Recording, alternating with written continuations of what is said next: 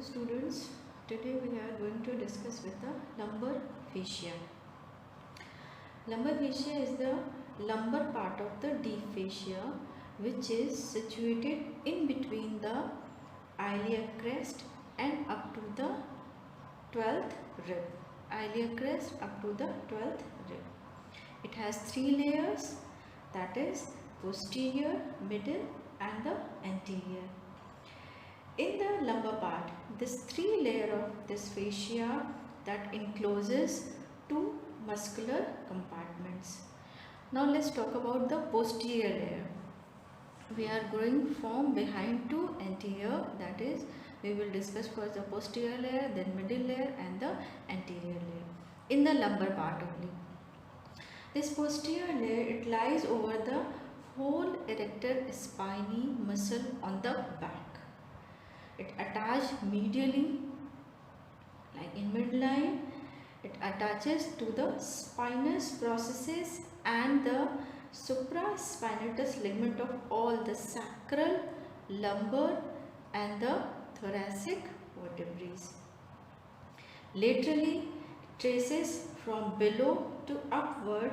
It extends along the transverse tubercle of the sacrum to the posterior part of the iliac crest, and from there it goes up to the 12th rib, and above that it is attaches to all the angles of the ribs from 12 to 11, 10th and corresponding. So all the angles of the ribs, and in the thorax it is termed as thoracic fascia.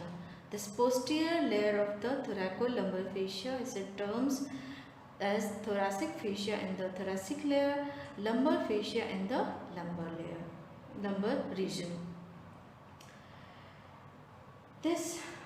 Now in the lumbar region, this posterior layer in the lumbar region, it is thickest and strong. It is reinforced by the latissimus dorsi and its fascia, but in the lumbar region this posterior layer is thickest and strong. But in thorax region it is thin and faded out. As we goes upward, it faded out, and above the first rib, it covers over the external muscles of the neck and just vanished over there. So you can say the posterior layer of this thoracolumbar fascia is it accessed from this lowest point from the iliac crest up to the. So we have seen the posterior layer of the lumbar fascia. Now let's talk about the anterior and the middle layer. For that we have taken this transverse section level at the level of L2. This is L2 vertebra. You can see this is body, this is spinous process, this is a transverse process of the lumbar vertebra, and here this is the posterior layer of the lumbar fascia. You can see it encloses the erector spinae muscle. Here this is quadratus lumborum and this is the psoas muscle. Psoas has its own fascia, that is called the psoas fascia. Now this middle layer, it attaches to the tip of the transverse process of the lumbar vertebra, and laterally it goes below to the quadratus lumborum muscle, and laterally it blends with the posterior and the anterior layer of the lumbar fascia on the lateral side.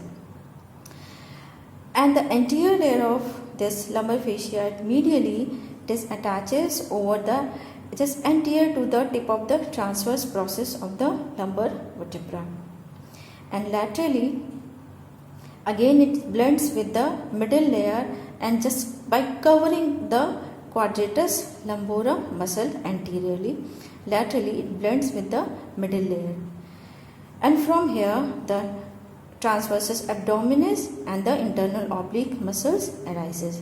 So this is the posterior layer of the lumbar fascia, this is the middle layer of the lumbar fascia, and this is the anterior layer of the lumbar fascia.